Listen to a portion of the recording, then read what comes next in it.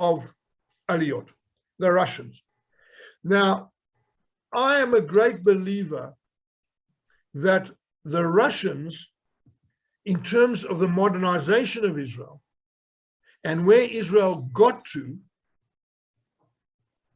is based on the Russian Aliyah. Now have a look why, for these two main reasons. The first one is that the largest number of Russian Jews now live in Israel. When most of us were younger and we went on these protest marches, let my people go. I'm sure most of the people sitting here were outside the Russian embassy in London in the 70s, waving banners and shouting, let my people go. Then the largest size or the largest number of Jews outside of America were living in Russia. So now the largest number are living in Israel. Look at the number, the actual numbers, right? Just bear with me a second, because in the 90s, and this is where it all came about, the population, I just dropped my, bear with me a second.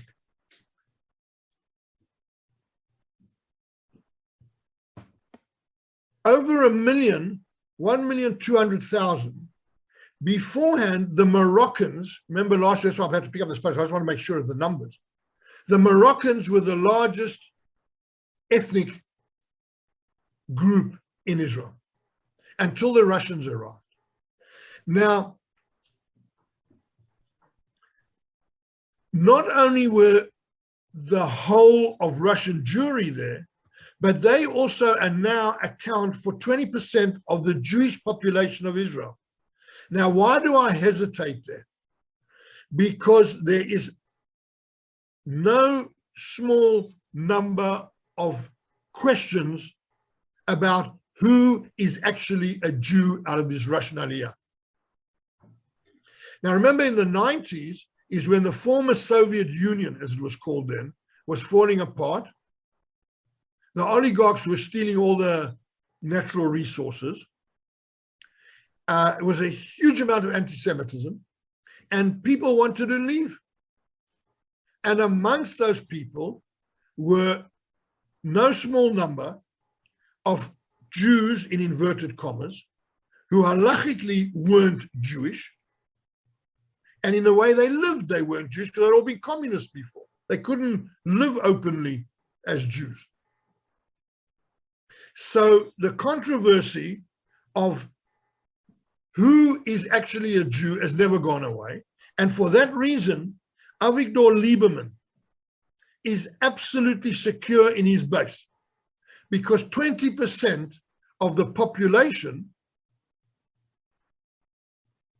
almost naturally vote for him. And it's not a simple issue, because in 1999, here it is, in 1999,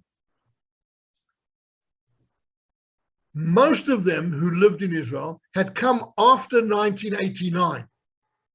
And this is why they became the second largest group after the Moroccans. They then exceeded them. And after 2000, the last group arrived, this 142,000 up to 2006, and people are coming in drips and drabs. But the big issue for me is these two. And this is where I want to focus. Because number one is this was the most highly educated, large group of immigrants that arrived in Israel. And I'm not talking about the Anglo-Saxons. So the Anglo-Saxons came in drips and drabs, right? The English, the Americans, the South Africans, who were all very highly educated, but never in big numbers.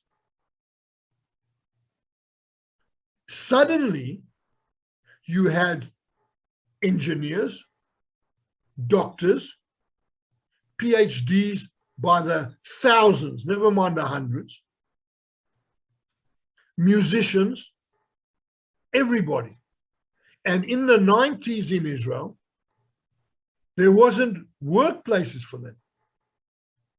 And it was by no accident that you had people who had PhDs working as janitors, cleaning toilets in schools. Musicians used to busk on street corners. It's never happened in Israel before. You'd go and walk along the street and you'd have 3 or 4 of them playing Bach's Fourth Symphony. I don't know much about classical music, but it doesn't matter. Until the startup nation took off. And if you had to take, I haven't done it, but someday someone will do a demographic study of what happened technologically during the startup time. And I am totally convinced that you'll find a disproportionate number of Russian engineers, software engineers, computer programmers, PhDs, you name it, involved in these startups. Now, in addition, they'd also come, they were either second generation communists or people in their 50s and 60s who had lived through a communist disaster, for want of a better word. Communism had failed. They had stood in queues to get a sausage in freezing temperatures in Moscow. They knew that communism didn't work. What's the alternative? The alternative is to be an entrepreneur, be clever. You've got all your theory in place. Now go and put it into practice and make loads and loads of money. And you saw in the previous slide, 33 unicorns is no small feat. And $25 billion of funding is no small feat. So that drive also pushed people into schools. And a lot of them became science teachers, computer teachers, and so on, who then educated a generation of young Israelis to go that one step further. So I'm convinced that in terms of modernization, I'm not saying which is the better Aliyah, which had more influence. That's not the discussion. The point I'm trying to make is that each Aliyah left some mark on Israeli society. The Russian mark, in my estimation, it's only my opinion, right? You can find someone else will argue against me. In my opinion, the Russian mark has been the technological brilliance of Israeli society. Israel, up until the 1990s, was innovative, was selling oranges via Saudi Arabia to Syria, was doing all spy stuff, was selling weapons to every country that would buy it, was developing agriculture in Africa until the 73 war, until we got turfed out of it, until 67, in fact. After 67, things started changing.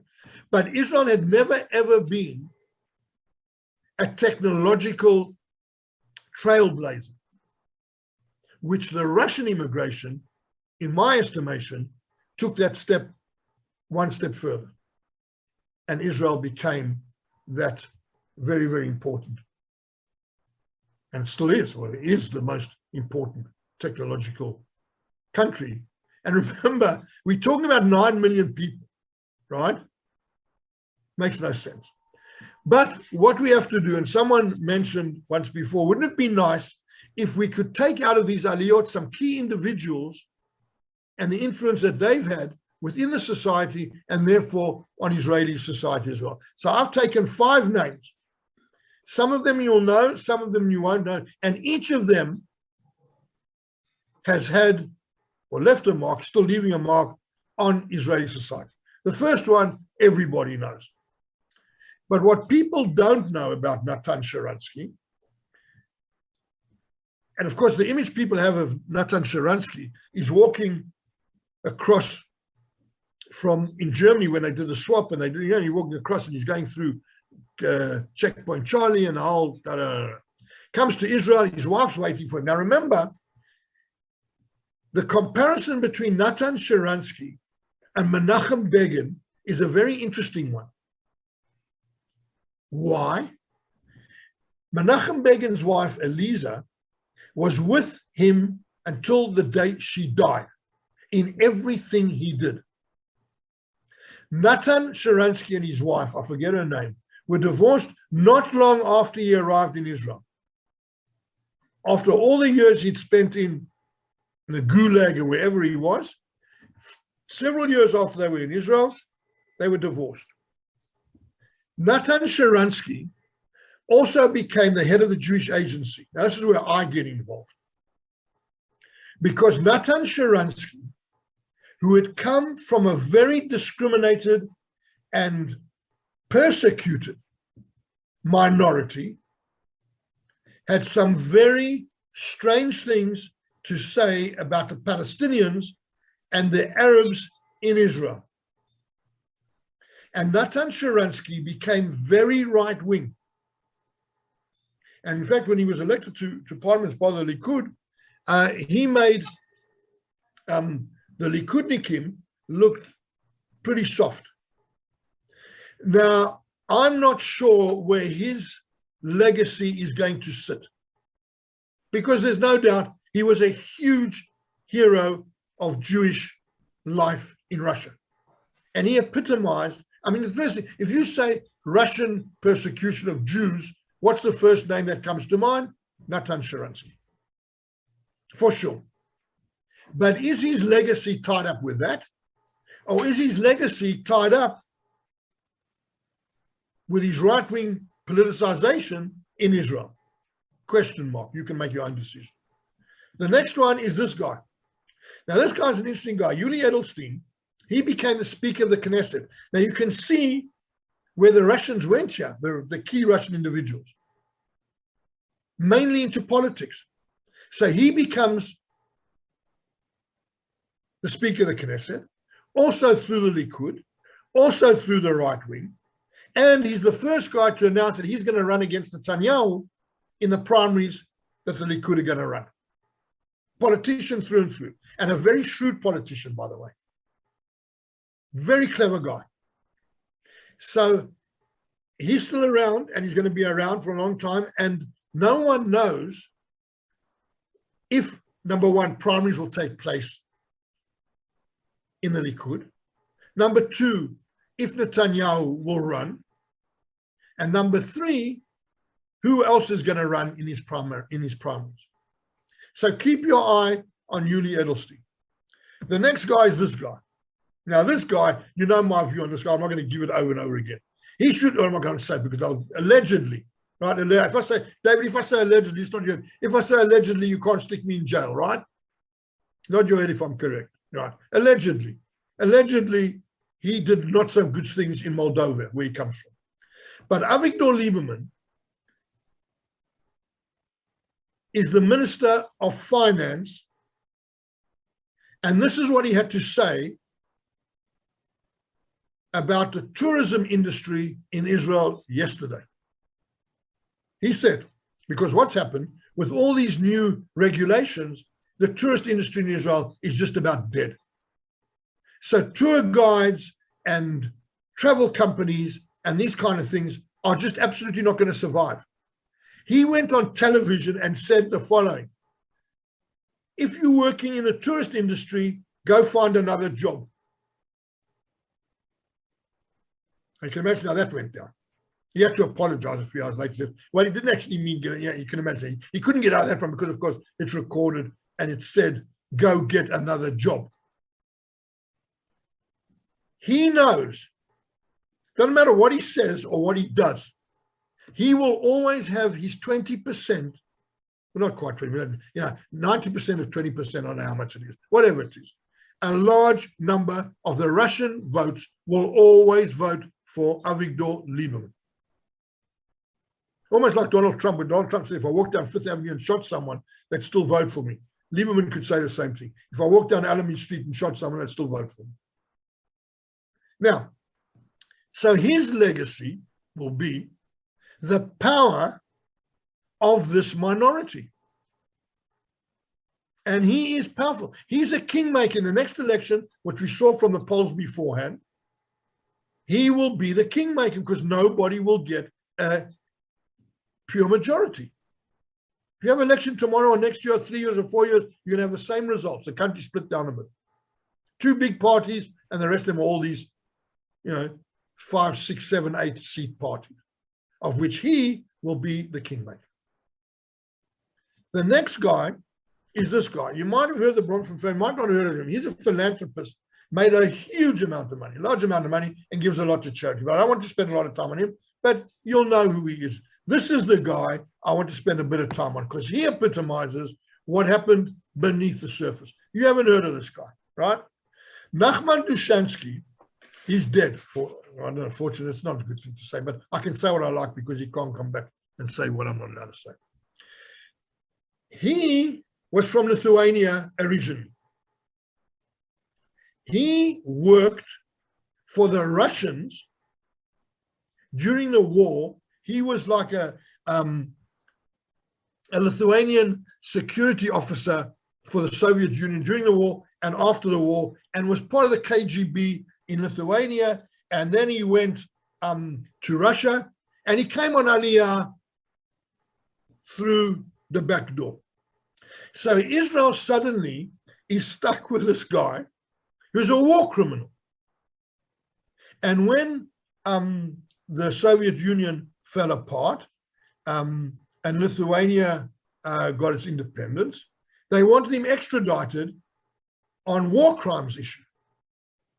Now, Israel doesn't extradite people like that, especially if you can't prove and what. So he died before they could do it by all intents and purposes. But 9 times they tried to extradite him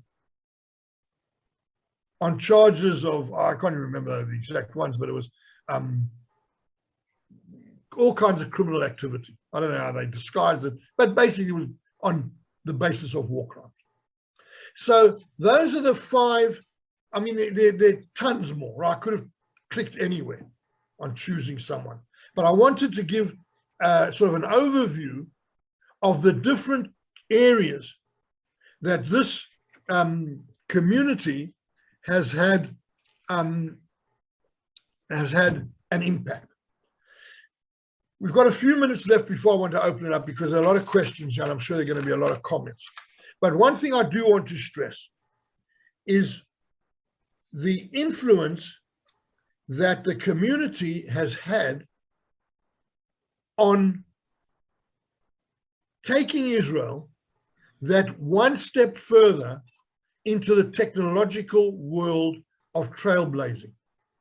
Now, it's caused other problems, like the company called NSO. You might have heard of them. This is the Israeli company that produced smartphone software that spied on people's mobile phones without them even knowing it was there, including President Macron of France, including a number of other individuals who were spied upon by dictatorial governments, including all kinds of things. Now, the issue of this technology, why do I mention it? Because the technology can come back and bite you in